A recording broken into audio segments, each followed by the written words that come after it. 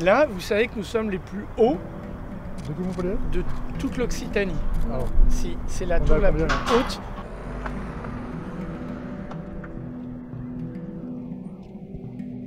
Là, c'est l'urbanisme de la zone franche, trop facile, mais c'était des principes des années 80, 90. Bon, ben là-bas, on va voir, c'est intéressant, ouais, on va voir là où il y avait le bidonville, là-bas, il y aura l'hôtel des sécurités. Il y avait dans cette tour 172 familles qui étaient logées dans une copropriété qui aurait pu mal basculer. Et donc pour ACM, c'est une intervention qui a commencé très tôt, ce qui démarre aujourd'hui avec la destruction de la tour.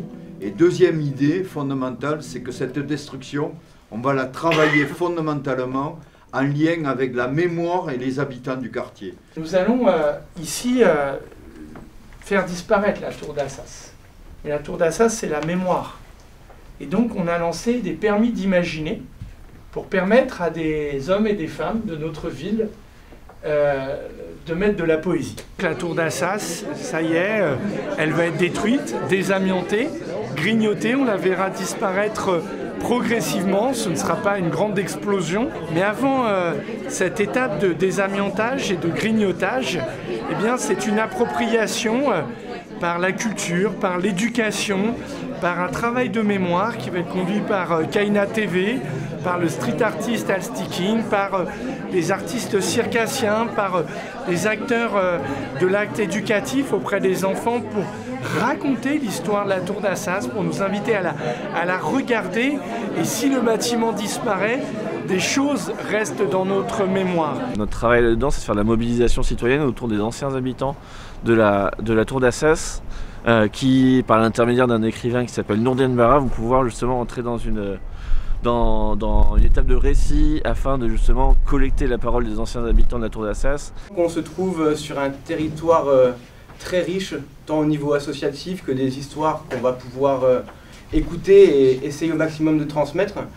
Ici, sur notre projet qu'on a intitulé Souffle. Ça fait plusieurs années qu'on rêve à faire venir cette compagnie qui s'appelle la compagnie Bassinga, qui fait des traversées funambules à très grande hauteur. La traversée funambule n'étant finalement que le point final, puisque c'est un projet de territoire où il s'agit vraiment d'embarquer avec nous les gens sur ce projet.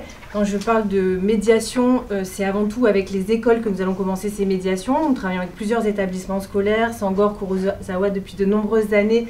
Mais là, bien sûr, on se rapproche des établissements qu'il y a au pied de la tour. Il y a des jeunes en bas de la tour, il y a des jeunes ici qui sont en train d'enregistrer des capsules audio.